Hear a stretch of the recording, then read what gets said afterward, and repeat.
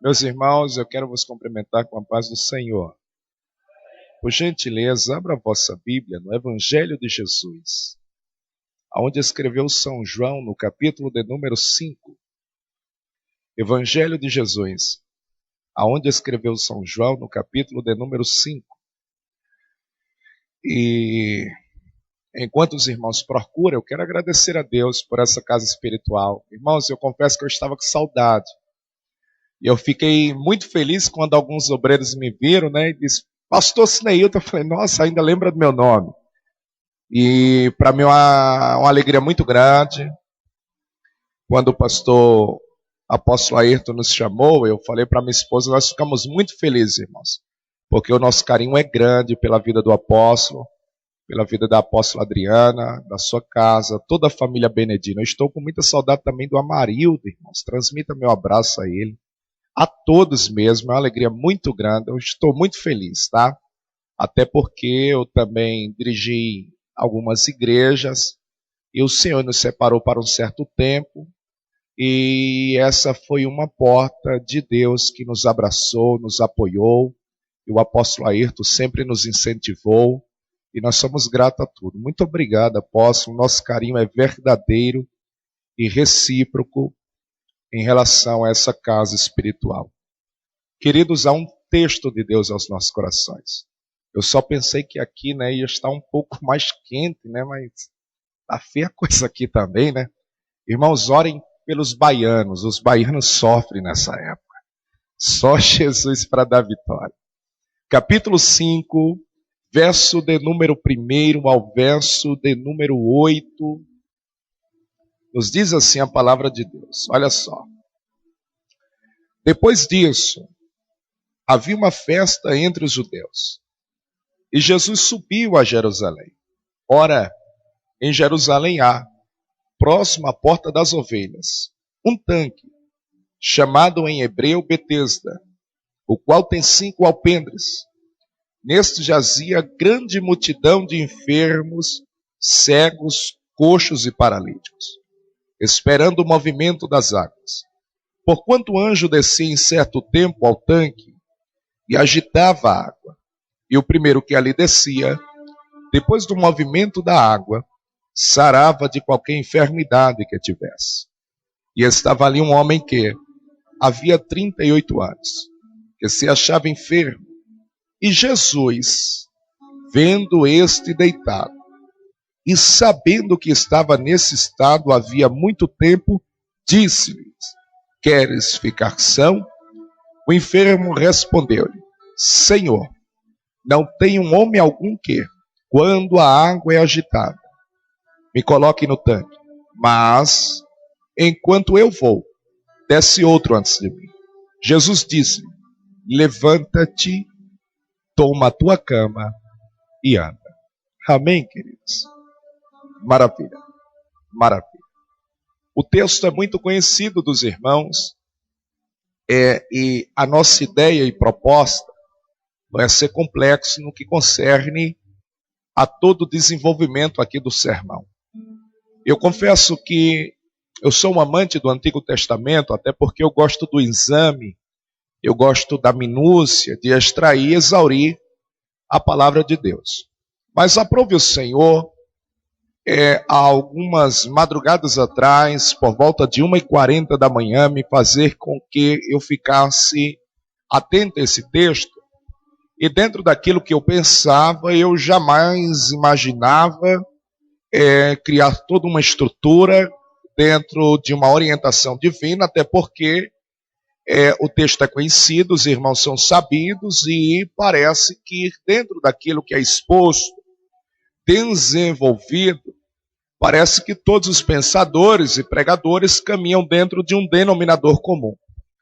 Mas eu quero vos dizer algo muito interessante acerca da vida de Cristo, que o apóstolo Paulo, escrevendo à igreja que estava em Colosso, aos Colossenses, como queira, ele vai dizer no capítulo de número 2, versos 2 e 3, que Cristo era o grande mistério de Deus, a qual nesse Cristo estava escondido todos os tesouros. Então a vida de Jesus, ela fora como uma grande incógnita, incerteza. Houve-se muitas interrogações, porque certamente dentro de um tempo oportuno, o Senhor haveria de mostrar qual era o propósito exato de doar, entregar o seu filho e fazer com que o mesmo viesse sobre a face da terra. Dentro disso, Cristo está como que escondido no seio do seu Pai. Então, a sua vida vai ser tomada de mistérios, de causas desconhecidas até os 30 anos. Porque a Bíblia Sagrada vai nos dizer que no capítulo 2 do Evangelho de Jesus, onde escreveu São Mateus, que quando esse mesmo Jesus tem apenas um único dia de vida, vêm os magos do Oriente tributar a ele incenso, ouro e mirra. E aqui, no primeiro dia, nós já sabemos qual é a principal proposta, com base naquilo que está escrito no capítulo de número 3, verso 16, aonde escreveu São João que Deus amou o mundo de tal maneira que deu o seu único filho, a fim de todos aqueles que nele crê não pereça, mas tenha vida eterna. Porque o terceiro tributo, a mirra, ela servia para o embalsamento do corpo. Então, dentro disso, Cristo sabia, com apenas um único dia, que viria e que veio para salvar a humanidade por intermédio da sua morte e ressurreição, vencendo a morte. Pois bem, a palavra do Senhor nos diz que há um dominador naquele tempo, naquela época. É um título, alguém que se chamava de Herodes.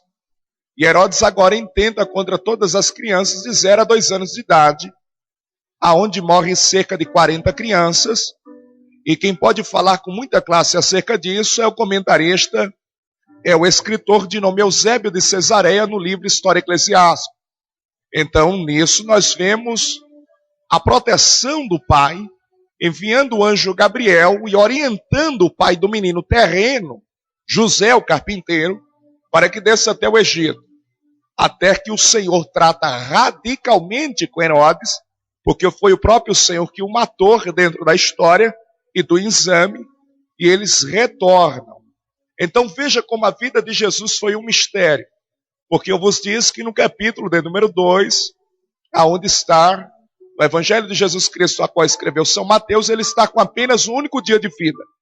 E eu vi aqui um texto, o apóstolo tratar, e eu disse, Deus, o Senhor confirma essa mensagem no meu coração. Porque a próxima vez que ele vai se apresentar, é justamente no capítulo de número 2, aonde escreveu o doutor Lucas, a partir do versículo de número 25, aonde há um sacerdote, um ancião, que tem uma promessa do Espírito que não morre até que os seus olhos vejam aquele que seria a salvação de toda a humanidade. Então vem um casal simples, com uma oferta singela, com um menino nos braços, para que o mesmo menino seja apresentado. E agora Simeão apresenta o menino, como vimos essa cena aqui, algo similar, e de repente ele diz, Senhor, despede o teu servo em paz, pois os meus olhos viram a salvação. Mas se você perceber algo que ele vai falar no capítulo 2, a qual escreveu São Lucas, no versículo 35, veja que eu acabei de dizer há minutos atrás que com apenas um único dia, pela oferta, o tributo da mirra, Cristo sabia que haveria de morrer. E no capítulo 2 de São Lucas, versículo 35, Simeão com ele ainda nos braços diz, porém uma espada transpassará a sua alma. Ou seja, as palavras estão sustentadas. Ele certamente haveria de morrer. Até porque os profetas antigos, aquele que profetizara 700 anos antes dele vir à terra, disse no capítulo 53, Isaías, porém ao Pai agradou moê-lo. E o castigo que nos traz, a paz estava sobre ele. Então a vida dele vai estar diante dessa interrogação, diante dessa incerteza. E agora ele fica oculto por um espaço de tempo, e diz a Bíblia Sagrada que ele vai se apresentar somente com 12 anos, aonde no mesmo Evangelho de Jesus, aonde escreveu São Lucas, no capítulo de número 2, a partir do versículo de número 40, nós vamos observar a narrativa, quando a Bíblia Sagrada diz que, descortinando os versos, era de costume judeus e os seus pais, terrenos, José e Maria, e a festa da Páscoa. E de repente o menino como que se perde, com 12 anos, eis uma pergunta. Eu vos disse acerca dele, mostrando o texto bíblico com apenas um dia de vida. Eu acabei de tratar e dizer que ele se apresenta no capítulo 2, a partir do verso 25 de São Lucas, com 8 dias. E agora, capítulo 2, verso 40, São Lucas, ele tem 12 anos. Eis uma pergunta. Aonde estava Jesus com os seus 5 anos? Qual é um texto bíblico nos mostrando ele com 8 anos de idade? Ele está oculto, ele está escondido. E as palavras do apóstolo Paulo, dita aos Colossenses, está sustentado, está firme. E agora com 12 anos, ele entra em uma sinagoga e começa a discursar. Diz a Bíblia que os anciões estão perplexos, estão pasmados. E agora diz a Bíblia, e crescia o menino Jesus, em graça e em sabedoria, diante de Deus e diante dos homens. Vem o Evangelho de Jesus Cristo, aonde escreveu São João, no capítulo de número 1, versículo de número 1, e diz: no princípio era o Verbo, e o Verbo estava com Deus. Veja que o Verbo é Jesus. O Verbo estava com Deus, e o Verbo era Deus. Então diz a Bíblia, que ele ainda vai ficar oculto agora por um pouco mais de tempo. E olha que coisa linda. Não fica oculto agora por 12 anos mais, mas sim por 18 anos. Ele agora vai se apresentar no Evangelho de Jesus, aonde escreveu São Mateus, no capítulo de número 3, quando a Bíblia Sagrada nos diz que com 30 anos, já ouvi isso aqui também nessa noite, pelo apóstolo Ayrton, com 30 anos, é onde, dentro dos períodos ministeriais, ele vai começar o primeiro período ministerial. Por que 30 anos, pregador? Porque 30 anos era a idade exata, aonde o sacerdote começava a iniciar o seu ministério. Falando-se de sacerdote, ou do ofício sacerdotal, o ministério sacerdotal é o único ministério, biblicamente falando, aonde não pode haver negligência, aonde não pode haver renúncia, aonde não pode haver omissão. Eu, dentro dessa linha, colocando o ministério profético, como tinha, por exemplo, Jeremias, eu posso aqui estar pregando e receber uma profecia no meu coração, e eu sei para quem é, porque dentro do campo espiritual, um exemplo, os meus olhos se abrem, e eu posso lhe entregar essa profecia de duas formas. A primeira por intermédio do verbo, da palavra. E se você estiver atento, o Espírito que me usa aqui, haverá de mover o teu coração e de te dizer: está vendo? Estou falando com você. E você da frente ou lá de trás, levanta a mão e diz: fala, Senhor, porque o teu servo ouve, a tua serva ouve. Mas eu posso entregar essa mensagem de outra forma, essa mensagem profética. Eu posso apontar um indicador e mostrar a você, a todo o corpo, para que todos saibam que é você, que Deus diretamente se manifesta a você. Mas eu posso me omitir, eu posso negligenciar, eu posso reter a voz de Deus por intermédio de mim a você. Ele vai usar uma criança, ele vai usar um idoso, ele vai usar o que ele quiser, mas por intermédio de mim eu estou negligenciando. Veja que dentro dos termos pentecostais eu estou nada mais como que engolindo fogo. Eu vou pagar preço, mas eu estou negando. Veja o que fez o profeta Jeremias no capítulo de número 20, versículo de número 9. Diz a Bíblia que uma noite antes, Pazur lhe prendeu, está ferindo seus lombos, e Jeremias apanha a noite toda. Quando é pela manhã solto, ele está desanimado, ele está sem expectativa alguma. De repente, não digo eu, irmãos, mas a palavra 29 de Jeremias. Jeremias literalmente está como que saindo da presença de Deus, como que dizendo: estou negligenciando o ministério profético. Então no verso 9, do capítulo 20, ele diz: não prego mais a tua palavra, não falo mais no teu nome. Em outras palavras, Jeremias está dizendo: eu não profetizo mais, porque eu digo juízo e eles caçoam de mim. Eu digo que eles ficarão 70 anos na mão do Deus da Babilônia, Nabucodonosor, e eles brincam com o teu nome. me chamam de falso profeta, batem em minha face, rasga a lei na minha frente. Eu não prego mais a tua palavra. Jeremias está contando isso chorando, até porque era o profeta das lágrimas, o profeta chorão, está como que saindo da presença de Deus. Mas veja o que diz a Bíblia na continuação. Mas todas as vezes que eu digo, não prego mais a tua palavra vem de longe e queima os meus ossos, arde no meu coração, e eu logo vejo que não posso parar de pregar e de falar no teu nome.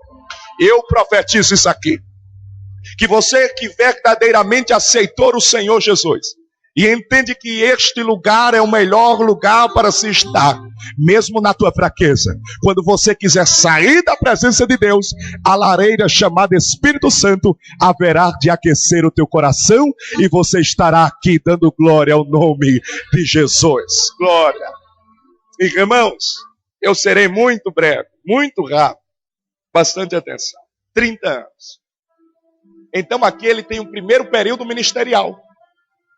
Inauguração do seu ministério. Vou repetir isso, até porque eu costumo dizer que eu não prego para o corpo, para o saltar do corpo, apesar de ser pentecostal, mas eu prego para a mente. Porém, quando a mente entende, o corpo responde instantaneamente. A minha maior proposta é que você aprenda a palavra, entenda ela.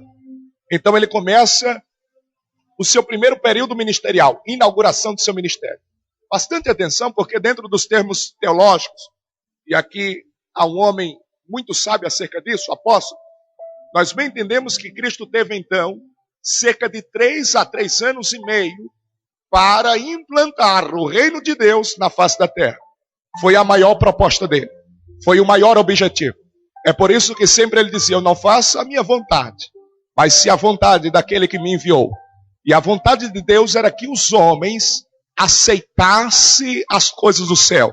É por isso que não é à toa que Paulo vem dizendo aos que estão em Filipe, ou aos filipenses, pensai em tudo que há no céu, em tudo que é amável, boa fama, se há virtude pensai, se há salmo também pensai. Quando nós pensamos nas coisas do céu, nós nos parecemos como Deus e entendemos que somos estrangeiros, que habitamos em Mojimirim, mas chegará um dia que nós iremos à eterna Jerusalém para todo sempre. Oh, glória, glória, glória. Irmãos, é muito bom pregar aqui. Como eu estou feliz de voltar aqui, irmãos. Que igreja maravilhosa, glória.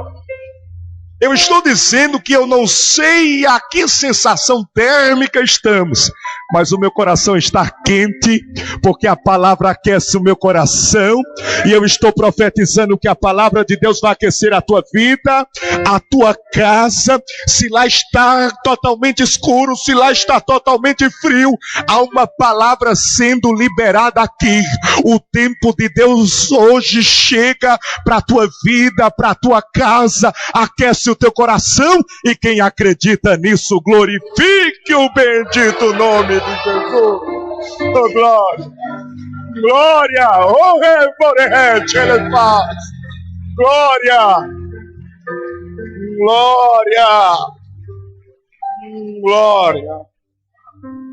Irmãos, olha só, então se ele tinha de 3 a 3 anos e meio, aí vou pegar o Evangelho de Jesus, aonde escreveu São Mateus. Rapidinho, tá? Então vamos lá, eu vou falar até o 10 muito rápido. Capítulo 1, genealogia de Jesus Cristo. Capítulo 2, falei dos magos trazendo os tributos do Oriente, incenso, ouro e mirra.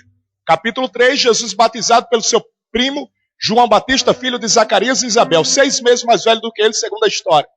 Capítulo 4, Jesus é guiado pelo Espírito até o monte. No pináculo o diabo lhe tenta. E quem sabe agora a palavra de Paulo, ou as palavras de Paulo no plural, está sustentada aos Colossenses, quando certamente há como que uma dúvida do adversário. Se és o Filho de Deus. Veja que ele estava escondido. Então no capítulo de número 4, ele desce do monte, chama os primeiros discípulos, André e Pedro, seu irmão, Tiago e João, filhos de Zebedeu. Capítulo 5, o maior sermão de todos os tempos, o sermão da montanha, ou das bem-aventuranças. Bem-aventurado é todo aquele, olha só que o propósito dele era implantar o reino de Deus na terra. Bem-aventurado é todo aquele que tem fome e sede de justiça. Os tais serão fartos. Bem-aventurados são os pacificadores. Os tais entrarão no reino de Deus. Capítulo de número 6, verso 19. Olha a doutrina, irmãos, do Evangelho, que coisa linda. Olha o que ele diz. Não acumuleis o vosso tesouro na terra, onde a traça corrói e o ladrão rouba, mas acumuleis no céu. Que coisa louca. Aleluia. Aonde a traça não tem um poder de corroer, o ladrão não tem um poder de roubar, porque onde estiver o vosso coração, aí está o vosso tesouro. Capítulo de número 7. Não julgueis para que não sejais julgados na mesma medida que medivais serão medidos também. Não queira tirar a trave do olho do teu irmão, tendo tu não ter um arqueiro. Capítulo 8. Ele desce do monte e cura a sogra de Pedro. Eu imagino que Pedro ficou macho nessa hora. Capítulo 9, versículo 9. Chama Levi de nome Mateus e diz: segue-me. Olha que coisa linda. Publicano não se dava com pescador. Mas não é assim na igreja. Há um melancólico, fleumático, colérico, sanguíneo. Aonde há o servente de pedreiro, do seu lado há um empresário. Para que o intuito seja único. Para que quando nós entendemos que chegamos aqui, aleluia, glória a Deus, o único que é digno de ser adorado é Ele. É por isso que Ele nos une, glória a Deus. Bastante atenção agora. Capítulo 10, verso 2, 3 e 4. São Mateus. Ele está com os 12. Olha o que eu vou dizer agora. É que dos 3 anos e meio, então, que ele tem, quando se inicia nos 30 anos, ele gasta somente... Eita, isso é lindo, irmãos. Ele gasta cerca de 1 ano somente para dar estrutura, irmãos. Vou repetir isso. Ele gasta cerca de 1 ano somente para dar estrutura. 1 ano. Então ele preparou, ele organizou. Veja a igreja. Eu vi a minha filha saindo e certamente estava indo para a salinha das crianças. Então olha aqui, a preocupação do apóstolo. A departamento de crianças, adolescentes, jovens, irmãs, a sonoplastas, a músicos, a tesouraria, a secretaria. Há toda uma estrutura. Quem não se lembra, cultuando ali, lutando, vocês ofertando, contribuindo e levantando aqui. Como um certo dia, um domingo de manhã, eu vim aqui com o Eric Borges, o apóstolo lembra, e a gente ouviu os projetos, e quando o adversário vê isso, ele teme. Oh glória! Porque ele entende que pelo menos aqui, reunidos pela verdade, é uma igreja organizada. É uma igreja que tem estrutura. Olha como está chique, irmão. Estou sendo até filmado. Glória a Deus. É porque essa igreja está unida, estruturada. E não haverá demônio que impeça a vitória dessa igreja e o avanço dessa igreja. Ele também se organizou. Ele também se estruturou. Eu preciso caminhar agora rapidamente. Bastante atenção. Então ele tem 2 anos e meio. E veja agora que veio a pressa. Ele disse: os pássaros têm seus ninhos, as raposas têm seus covis, mas o filho do homem não tem onde reclinar a cabeça. Rogai ao Senhor da seara, porque grande é a seara, poucos são os ceifeiros. De repente João, o apóstolo do amor, chegou e disse: mestre, tem alguém pregando no teu nome. Quer que eu ore para que caia fogo do céu? Ele disse: não, está contribuindo. Quem não é contra nós, é por nós. Deixa vir, deixa estar. Queremos acrescentar. Ele agora sai, olha só, do primeiro período ministerial chamado inauguração do seu ministério. Já falei aqui, e essa é a 3ª vez que eu falo. E ele vai para o segundo período ministerial, chamado de popularidade. Como eu não vou entrar no último período ministerial, o último período, somente para conhecimento, se chama período da oposição. Aquela turma que dizia, ele expulsa demônios pelo maioral deles, Beelzebul. Aqueles homens que tentavam lhe acusar, que estavam com pedras na mão. Mas no segundo período ministerial do seu ministério, popularidade, avanço do seu nome, repercussão. É tão verdade isso que a Bíblia diz que diariamente nesse período, 5.000 pessoas estavam com ele. Há quem diga que exceto crianças e mulheres. Mas eu quero aqui acreditar nas 5.000 pessoas. Diariamente. É justamente nesse texto aqui que ele está vivenciando este período, esse segundo período ministerial.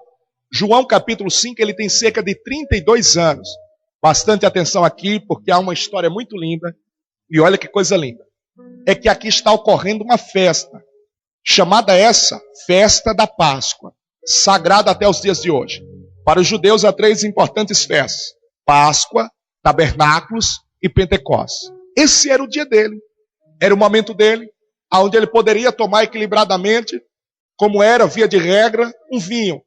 onde ele poderia discursar acerca da lei, onde ele poderia estar dentro do seu habitat familiar, onde ele poderia se relacionar com os 12 discípulos sobre as estratégias dos dias seguintes. Então há uma porta das ovelhas, olha isso. E quando ele passa pela porta das ovelhas, essa mesma porta das ovelhas, é aquela vista lá no livro de Neemias, o grande construtor, reconstrutor das muralhas de Jerusalém, como queira. Então, na direita, quando se passava a porta das ovelhas, era o lugar que se dava a festa. Era o dia dele, irmãos. Ele poderia ir, ninguém haveria de questionar, ninguém haveria de indagar, ninguém haveria de discursar contrariamente acerca disso, porque ele era judeu. Olha só.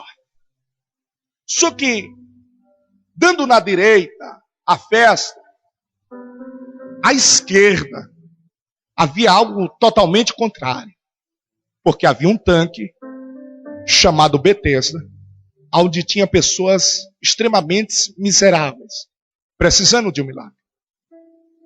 Quando ele passa pela porta das ovelhas, o ministério fala mais forte. Até porque eu não consigo ver Cristo galgando, se alegrando, ainda que momentaneamente, sabendo que à sua frente há alguém que precisa de um milagre. Veja que esse texto se parece com os dias de hoje. Porque quando ele passa por aquela porta, a porta das ovelhas, enquanto tem alguém empregado, tem alguém desempregado. Enquanto tem alguém com saúde, tem alguém enfermo. Enquanto tem alguém triste, tem alguém alegre. E olha que aqui está acontecendo isso. Alguém está se alegrando pela festa da Páscoa e outros estão tristes. O ministério fala mais alto. Ele vai negligenciar a festa e ele vai de encontro a este paralítico. Eu tentei examinar algumas coisas ao máximo. E a Bíblia diz que o tanque se chama Betesda. Olha só, aqui a expressão minha não é vaidade e não é explorar conhecimento. Vocês me conhecem muito bem. Mas é para que vocês entendam como fica mais fácil o sermão quando o extraímos ao máximo. O nome original do Betesda é Beit Hashed. Beit Hashed. Beit Hashed. Há um comentarista muito conceituado, chamado de Norman Russell Champlin. E ele diz que isso significa casa da misericórdia. E se significa casa da misericórdia, nós sabemos que a palavra misericórdia dividida é miser, que vem de miséria, córdia, coração. E agora entendemos o que Davi quer dizer no Salmo 51:10. Cria em mim um coração puro e renova dentro de mim um espírito reto. Como Davi sabia que ele era um homem segundo o coração de Deus, ele disse, para que eu continue sendo, é necessário uma mudança aqui.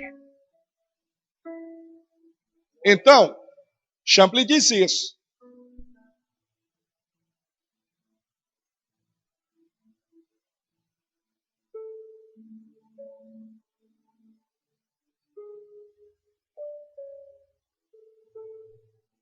Ele fala que não se chama Casa da Misericórdia. O Warren Wiersbe diz que significa e se chama Casa da Graça.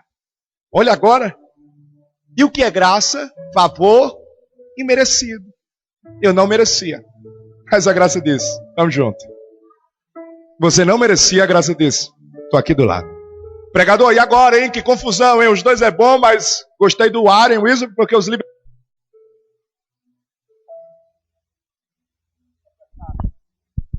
Porque esse é o dia em que a misericórdia vê a graça de longe. E a graça vê a misericórdia de longe, se cumprimenta em favor do paralítico. Oh, glória a Deus. É necessário entendermos algo. É necessário entendermos algo muito importante. E eu vou lhe provar tudo isso aqui com a Bíblia, porque quero ser fiel e original à Bíblia. Era muito triste um casal ter um filho paralítico, vou usar no masculino, porque quando tratamos acerca de paralítico, só vemos no masculino, macho. Era muito triste. Quem passasse em frente à tenda, a casa, o aposento, dizia, olha, ó, aquela casa ali, ó, a dor, a luta. E alguém dizia, por quê? Porque há um casal ali que tem um filho paralítico. Era o mesmo peso de uma mulher não gerar, não conceber. Veja o desespero de Ana. Veja o que fez Raquel por não gerar. Saltou no pescoço do seu marido e disse: dar-me filhos, se não morro. Era o mesmo peso. Mas eu quero que você entenda isso aqui, ó. Que era tão triste, que quando a criança tinha 6 anos de idade, olha isso aqui, ó. Vou lhe provar com a Bíblia. 6 anos de idade, ela era desmamada. Pelo um consentimento familiar, a família se reunia. Os pais abraçavam a criança, beijavam. E a ideia dentro do aposento da casa era: devemos colocar em tal lugar, que isso vai lhe proporcionar esperança. Então a criança com 6 anos foi a mesma idade que Samuel foi desmamado, de Ana, sua mãe, colocada aos pés do sacerdote Eli.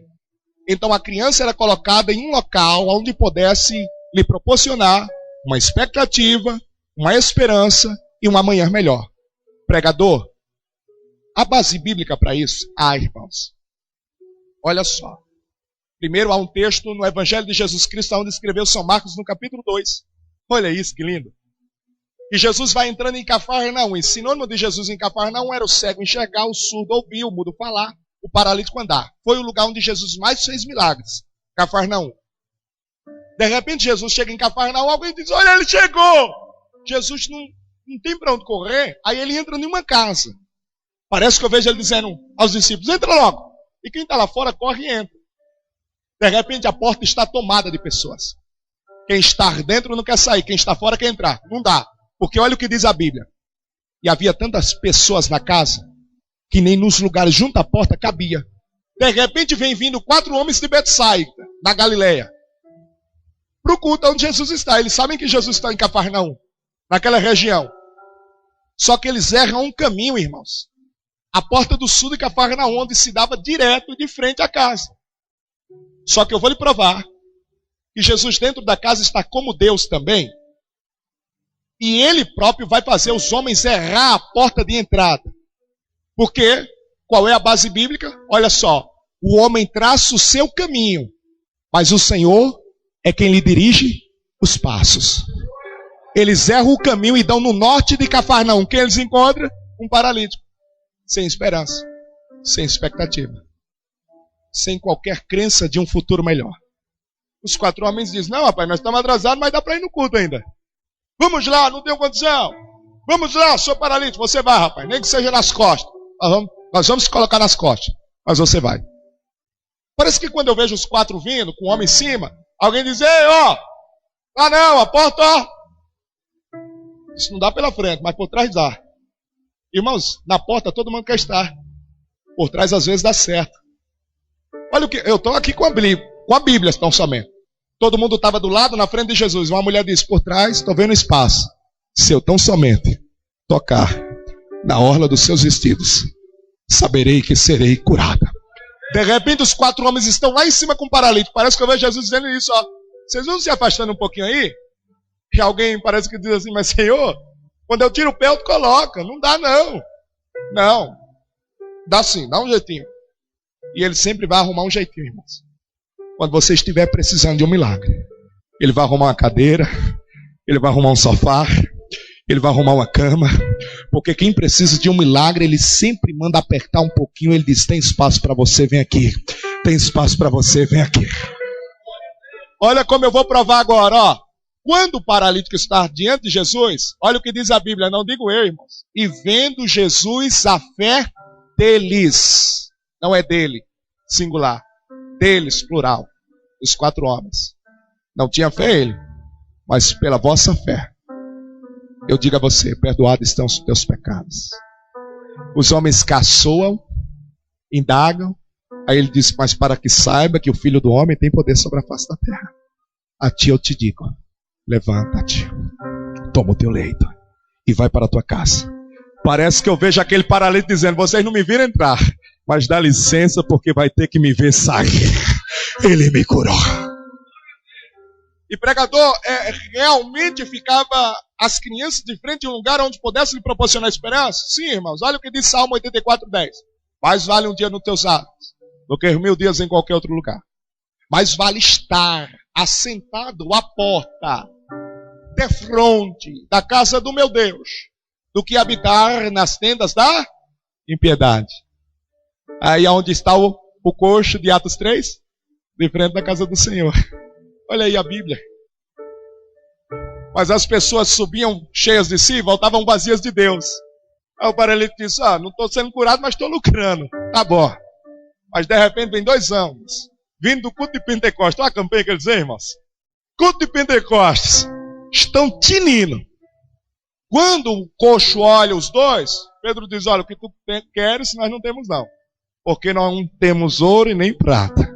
Mas o que temos, isso te dou. Em nome de Jesus o Nazareno, levanta e anda. Glória a Deus. Olha agora isso. Oh, glória a Deus. Olha isso. Olha isso agora, irmãos. Aonde está esse paralítico? De frente do tanque. Não foi alguém que disse? Olha, vamos colocar lá de frente. Só que eu queria dizer algo muito lindo para vocês e triste ao mesmo tempo. Olha como você vai ler essa história diferente agora. Olha só. Nestes jazia, olha isso aqui, ó. Nestes jazia grande multidão de enfermos, cegos, coxos e paralíticos. Olha isso aqui, ó.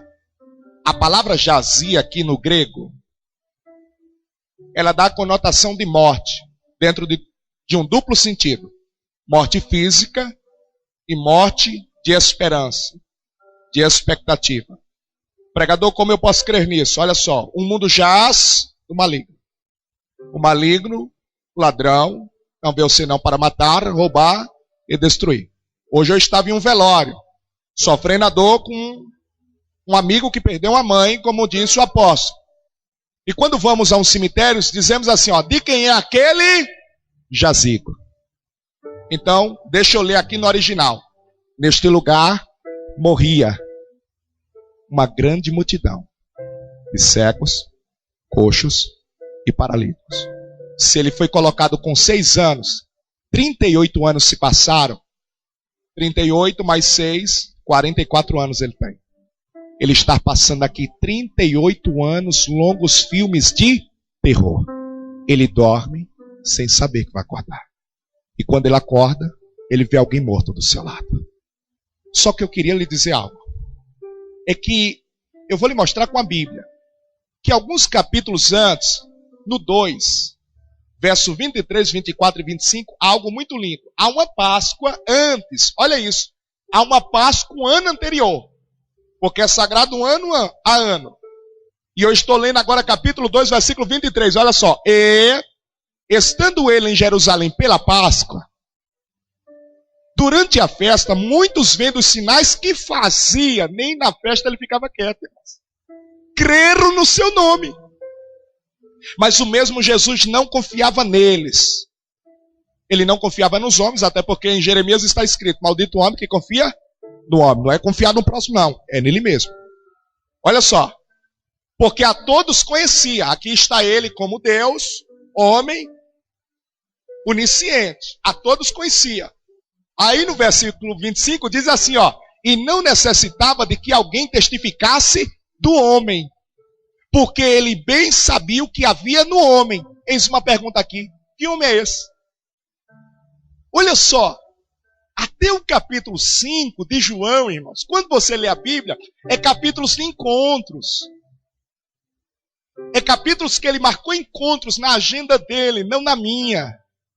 Porque o primeiro encontro que Jesus vai ter no capítulo 1, olha só, é com João, seu primo. Porque no capítulo 1, verso 31 diz, e eu não conhecia. Quem está falando isso é João. Olha só, e eu não conhecia, mas para que ele fosse manifestado a Israel, eu vim. Por isso, batizando com água.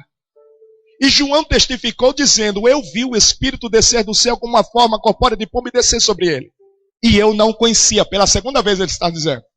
Mas o que me mandou batizar com água, esse mesmo me disse. Sobre a qual vires descer o Espírito Santo em forma de pomba. Esse é o que batiza com o Espírito Santo e com fogo. Aí João diz, olha só que coisa linda. E eu vi, agora ele viu, se ele viu, ele conheceu e tenho testificado. Este é o Filho de Deus. Não entendi, João, quem é ele? O Cordeiro de Deus que tira o pecado do mundo. Irmãos, quando ele encontra-se conosco, parece que nós vamos andando, onde ele nos pega na cor. No capítulo 2, ele tem outro encontro. Na agenda dele, não na minha. E sabe onde é o encontro? Em Caná da Galileia. Ele vai a uma festa, um casamento. De repente ele chega na festa, alguém diz, acabou o vinho. Ele olha para a mãe e diz, não é chegada a minha hora. O que tem contigo? Mas enche-se as 6 talhas de águas. E ele transforma a água em vinho.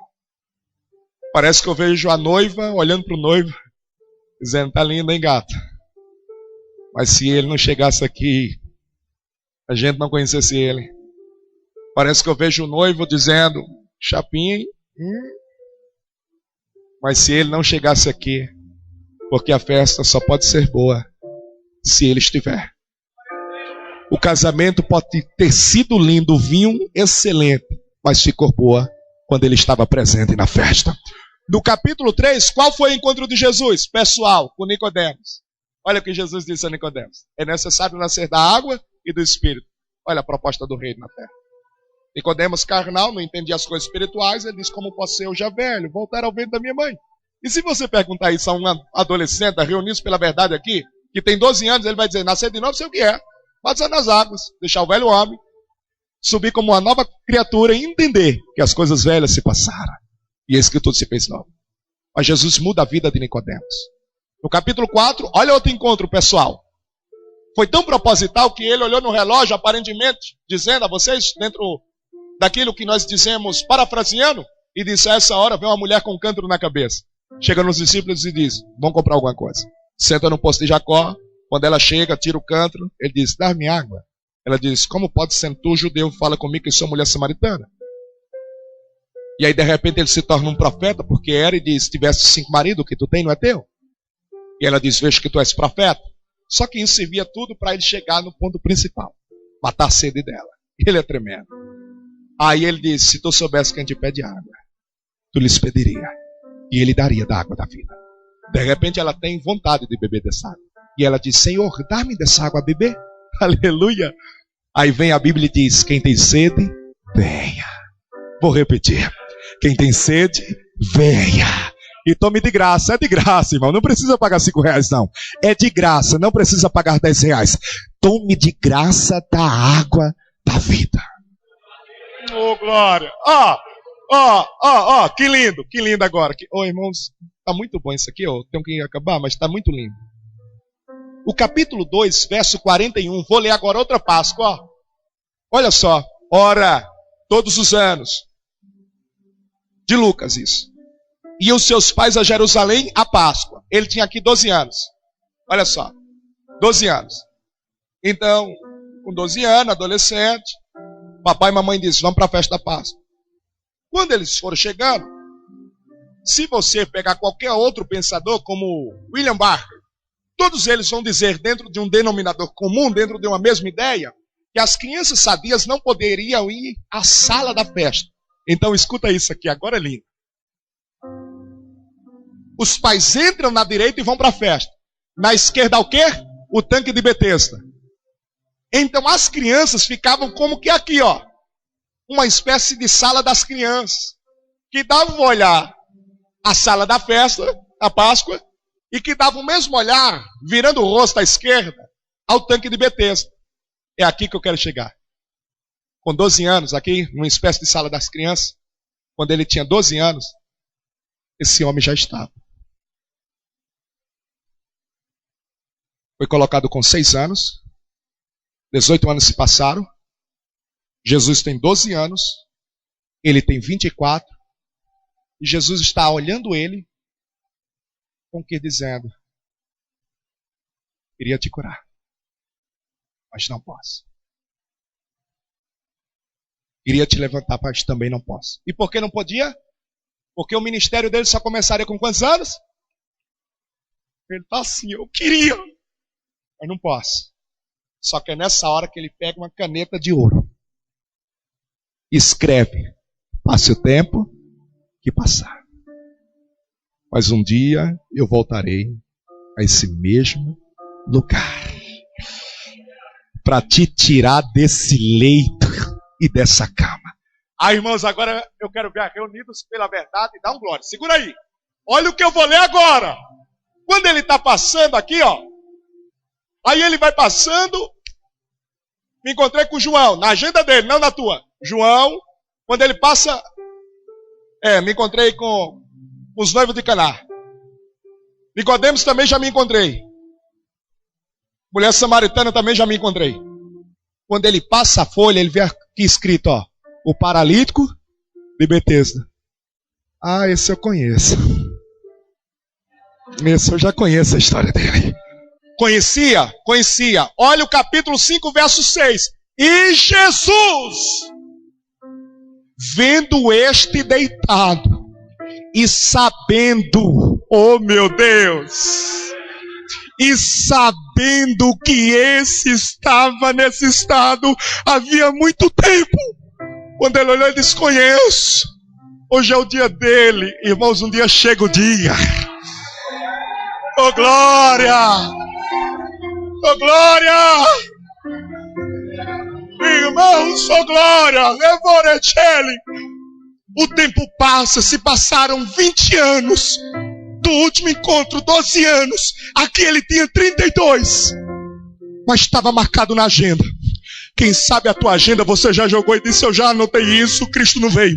Mas se ele olhar na agenda dele, porque a tua não vale para ele, mas se ele olhar na agenda dele e estiver escrito o teu nome hoje, não há demônio que impeça, não há ninguém que impeça. Oh glória!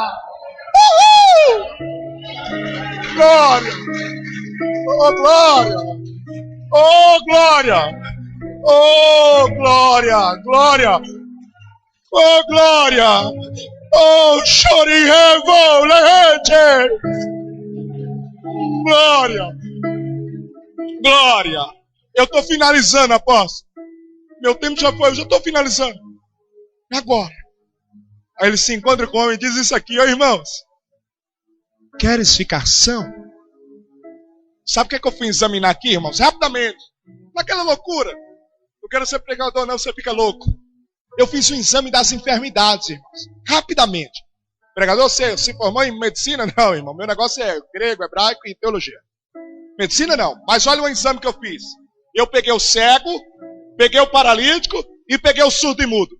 Quando alguém dissesse assim, ó. As águas estão se agitando. O surdo não falava.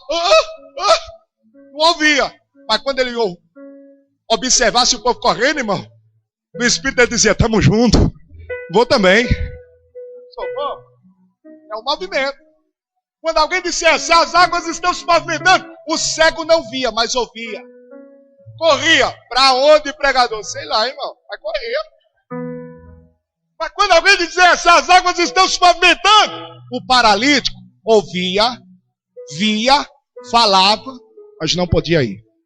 É assim conosco. Às vezes ouvimos milagres acerca de uns, vemos na vida de outros, mas e na nossa? Quando Jesus chega, ele diz, queres ficar são? Olha que pergunta, irmãos. Irmãos, era 38 anos. Se eu tenho um tema para cá, o tema é esse. Cama curta e cobertor estreito. Porque foi colocado com 6 anos, cresceu, o tempo passou e a cama continuou curta. O cobertor estreito. Cama curta e cobertor estreito. Queres ficar são? É agora que eu quero que você entenda algo aqui. Olha o que ele vai dizer. Lembra daquele texto que eu li agora há pouco? E muitos vendo os sinais que fazia, creram no seu nome. Eu não li isso. Então quer dizer que na Páscoa ele curava. Quando o homem vai responder, ele diz assim, ó. E o enfermo respondeu-lhe, Senhor, vírgula. O Senhor aqui, irmãos, está em S maiúsculo. Sabe o que é que isso significa? Que ele adorou mesmo na enfermidade. Isso significa que ele também sabia quem era Jesus. Isso significa, esse enfermo, esse paralítico vai nos ensinar algo muito lindo. É que ele, sabendo que Jesus frequentava anualmente e curava, ele não vai indagar dizendo, olha, eu vi aqui o Senhor curar o cego, o paralítico, o surdo, o mudo, mas a mim não. Ele sabe esperar o tempo dele. Ele entende que se não foi o momento dele, foi a vez de outro, e nem por isso ele desceu embora. Mas olha o que ele vai dizer. não há homem algum. Nisso aqui ele fala isso, ó, irmãos. Há 38 anos que eu não tenho um amigo. Não há homem algum. Que no movimento das águas me leve até lá. Porque quando eu vou, vai outro antes de mim. Aqui ele diz outra coisa. Além de não ter amigos, Senhor, aqui cada um procura o seu próprio interesse. Todos são egoístas. Irmãos, a pergunta de Jesus foi essa, ó. Objetiva. Queres ficar são? Era para ele responder o quê? Sim ou... Mas ele está contando a história. E Jesus poderia lhe interromper. Ó, entenda a profundidade da palavra. Jesus poderia dizer, cala-te, não lhe perguntei isso. Mas quando Jesus está lhe ouvindo, é porque um dos propósitos de Jesus na terra era tentar entender o homem. E a coisa às vezes que prende aqui. E nós queremos falar. E não encontramos ninguém. Jesus entendeu esse paralítico. Isso eu sei o que você tem aí dentro do coração. Eu sei o que você guarda de tristeza da tua família, de quem te abandonou. Jesus estava dizendo, estou aqui. Você não tinha amigo. Hoje eu estou aqui. Irmãos, Jesus estava como que dizendo, se for possível eu te ouço o dia todo, a semana toda, o mês inteiro. Porque hoje está marcado, é o teu dia. Hoje você pode. Pode dizer. Quando ele vai contando, irmãos, que valor tem um paralítico, irmãos? Eu estou aqui pregando. O dia de amanhã pode ser uma surpresa para mim. Aparentemente estou ladeado de pessoas, mas se eu estiver numa UTI vegetando, quem são? Quer que eu lhe traga algo secular para você crer nas minhas palavras ditas aqui? Quantas das vezes o narrador Galvão Bueno não gritou o nome aos domingos pela manhã do alemão Michael Schumacher? Cadê Schumacher? Menos de 60 quilos. Nunca mais eu vi uma corrida de Fórmula 1 seu nome citado. Os patrocinadores o abandonaram. Quem está do lado? Só os verdadeiros. Irmãos, em Mojimirim eu sou reunidos pela verdade. Se levante agora em nome de Jesus. Aleluia. Oh glória a Deus. Oh glória, eu estou sentindo o amor de Deus no meu coração. Eu quero que você pegue na mão desse irmão que está do teu lado aí. E eu quero que você diga para ele, aleluia. Olhe para mim, diga para ele, olhe para mim. Você tem um amigo. Você tem uma amiga. Nós estamos unidos. Apóstolo Ayrton, eu estou lá em Campinas, mas no dia que precisar de uma campanha de oração, diante de um momento de tristeza, eu saio de lá e me uno a essa igreja para orar, porque nós estamos juntos. E se me faltar a ti, se faltar esse que está do teu lado a ti, você tem um amigo aqui nessa noite que não te abandona, que não te deixa só, que jamais te haverá de te desprezar. Glória! Olha agora o poder da palavra, é para tua casa isso aqui. Eu vou para casa tranquilo. Olha o poder da palavra. Levanta-te. Tocou, chegou, aqueceu e o paralítico ficou de pé. Não, vou dizer de novo para você dar glória. Chegou, aqueceu, o paralítico levantou e ficou de pé, de pé, de pé. Porque quando ele chega para colocar você de pé, os teus sonhos de pé, a tua casa de pé. A tua casa não vai perecer, o teu casamento não vai perecer. Ele está aqui hoje dizendo, meu servo, diga à minha igreja que eu estou os colocando de pé. Glória! Esse foi o dia da virada. Olha agora, irmãos, o dia da virada. Porque ele passou 38 anos com as costas na cama. 38 anos com as costas. 38 anos com as costas. Só que agora Jesus colocou ele de pé e disse, pega a cama. Por quê? Em minhas palavras, parafraseando. Porque hoje é o dia da virada. Por 38 anos tu teve com as costas na cama. Mas hoje é o dia que a cama vai ficar nas costas. Hoje é o dia que o jogo vira para a tua vida. Receba essa palavra, levanta as tuas mãos lá em cima, do teu amigo lá em cima. Receba o abraço do Espírito Santo aí. Receba o abraço desse amigo que está do teu lado. Abraça esse companheiro, essa companheira, e sinta o abraço sobre a tua vida do Espírito Santo do Senhor Jesus para te colocar de pé.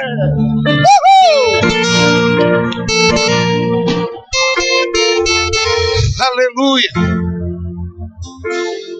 Será que você pode jogar a mão para cima e aplaudir o Rei da Glória por esta palavra poderosa